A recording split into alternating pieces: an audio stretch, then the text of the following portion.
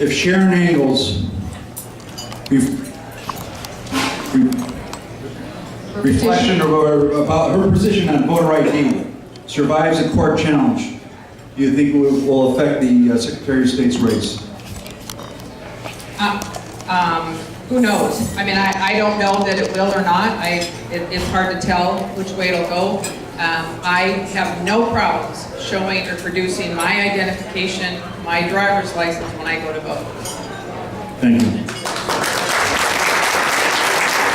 And when you become Secretary of State, how as we as state can push to have that required voter ID, even for those that allegedly can't afford it but can only afford a six-pack of beer?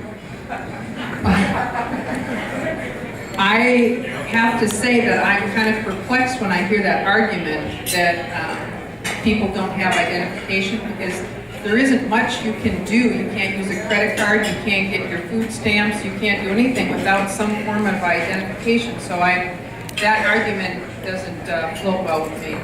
Right. Saturday night, Darlene, when I went to movies, and at the Regal Theater for a credit card, $8. You got to show your ID.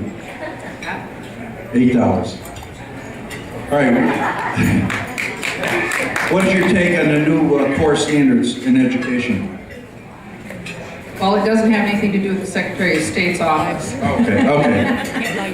So it's up to you. If you want to go there, that's a whole long conversation. Oh, no, that's all right. All right. Here's another one. Why don't we teach civics in Nevada public schools? Civics. Why don't we teach civics? Let me give you a question. Wait a minute. You want to answer that? Well, no, I just want to let you know, I did forget to toot my own horn, but we did pass that it is mandated that you do have to teach civics in Nevada now, because my bill passed unanimously, both houses of the Congress. There you go. All right. Thank you. And the final question is, the present office holder of the Secretary of State, who got elected and re-elected in 2010, is turning office into a political football. The primary function when you're elected as Secretary of State, what is your primary function? Seriously. Wow, there are actually 5 divisions. And again, one of the things that I've been asked to do, people really didn't understand all the functions of the Secretary of State. So if you look at the flyer on there, it does tell you the job description of the Secretary of State and the 5 main components. But business, oh my gosh.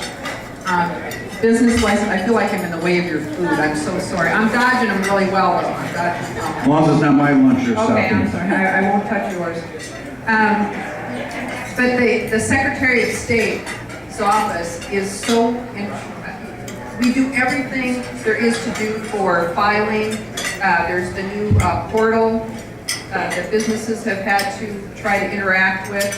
But one of the main jobs that I'm really excited about as well is you also have a seat on the Economic Forum. You're one of the members, you're a voting member. And one of the things that I have been very active in my Senate races is jobs. And we're all about jobs, jobs, jobs, bringing businesses here. And that's one of the things that's really exciting. But it's also what we do. Are we fair to the businesses in the surrounding states? Is it competitive? We have got to make sure that we are competitive, not just with the western states, but the East Coast, because it's very easy for a business to transfer their companies someplace else. For an example, my CPA, who I won't mention, who's sitting over there looking down and laughing, when we were talking about LLCs, New Mexico, you can get an LLC for $100. You know how much it is in Nevada? It's $400. So a business person, maybe like me, who's conservative, I want to save $300. Where would I go? I don't want that. I want people to want to come to Nevada, and we need everyone we can to come here that they want to do business. The other thing that I've heard a lot of is that it's very difficult to get a hold of anybody live in the Secretary of State's office to be able to actually talk to anybody. So that is another key component of something that I want to make sure that there's some of those changes. But thank you for the questions. Well, you're quite welcome. Thank you, everybody. And ladies and gentlemen, our next Secretary of State, Senator Barbara Cegavske, Secretary of State.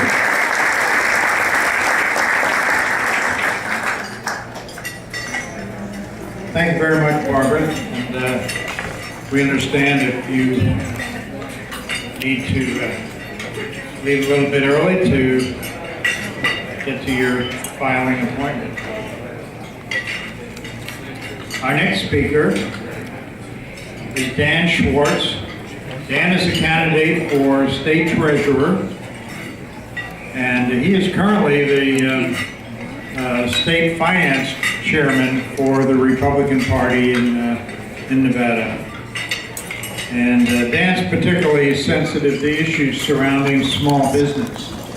He formerly served as the CEO at ABCJ Group Limited, which publishes the highly regarded Asian Venture Capital Journal, organizes the Global Asian Private Equity and Venture Forum, is founder, president, CEO of Kiosk.com, the world's newsstand, which is one of the pioneers and innovative leaders in digital magazine delivery and media. He's active in the Jewish Federation of Las Vegas. He's the author of 2 books. Dan grew up in suburban Chicago, attended Princeton University, and graduated from the Woodrow Wilson School there, and later studied for and received a certificate from the Institute of Politics in Paris. He holds a law degree from Boston University and a business degree from Columbia. Served in the United States Army from 1972 to 74, was stationed in Europe, a member of the Illinois Bar. Dan is married, he's very proud of his 2 daughters, and resides with his wife Yanan in Las Vegas. Ladies and gentlemen, let's give a good welcome to Dan Schwartz.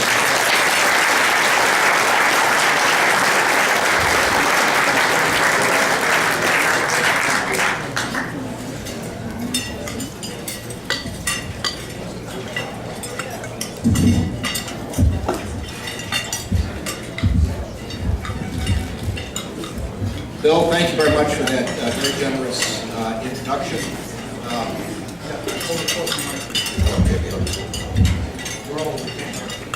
Does everyone hear me now? So, my name is Dan Schwartz. I'm running for state treasurer. I'm sure most of you know that we do have a state treasurer, but how many of you actually know what the state treasurer does? That's what I thought.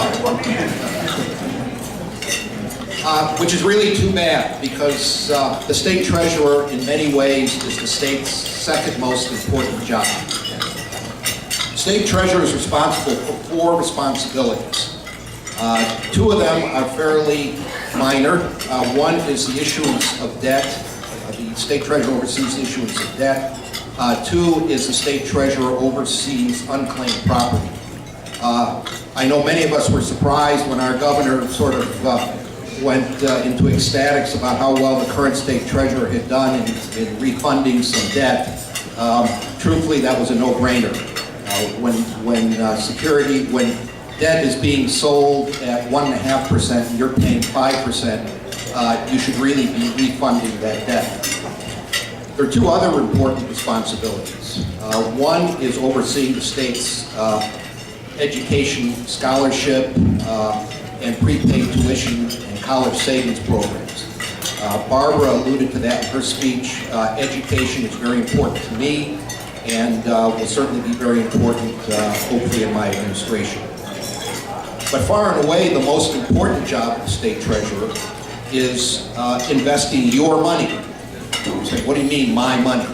Well, the state has about $2 billion of taxpayers' funds, and this money is sitting in Carson City, and it should be earning money for you, for us. The current state treasurer has earned the princely sum of less than 1/2 of 1%. Now, I don't know how many of you have investment plans or you invest your money, but that's not a lot of money. And the truth of the matter is, it's a negative number, because we in the state, assuming there's an inflation rate of about 1.5%, we're actually losing money on $2 billion. That's a tough job. Why is the current state treasurer losing money? Why will I make money? My goal is to turn that 0.5% to 2%. The reason the current state treasurer loses money is because she's asking the wrong question. What she's asking herself is, how can I not lose money? I have this $2 billion, how can I not lose money? It's very easy. You don't take any risk. And if you don't take any risk, you don't get any return. I'm going to ask another question, and that is, how can I make money for the people of Nevada? And it's a very different question, because then I set a benchmark to say, okay, we're going to make some money, and it's going to be 2%, which, by the way, is not a great return, but it's about 5 times better than we're getting now. Second, why is the state treasurer important? We have a fund in the state called the Nevada Capital Investment Corporation. This is a $50 million fund that was created by the current treasurer. And for reasons that are really escape me, I'm not sure why we've never passed it. I was talking with Senator Cegavske, and she proudly told me that she did not vote for it. So I think that was very good. This fund is $50 million, which is taken from the permanent school fund. What have the people of Nevada gotten for their $50 million? First of all, they've gotten to pay $6.5 million in fees. Okay? You say, well, okay, $6.5 million if I'm getting something for it.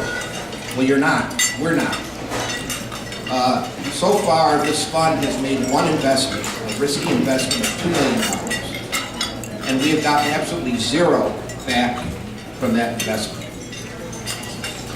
So you're saying to yourself, okay, Dan, I get it. We haven't had a particularly good treasurer, but what does that have to do with me? What do I care? Well, you care because if the treasurer can invest that money intelligently, you might have some additional money to keep taxes down. You might have additional money to pay for vital services. With appropriate safeguards, you might have additional money to improve our educational structure. One last point is, I think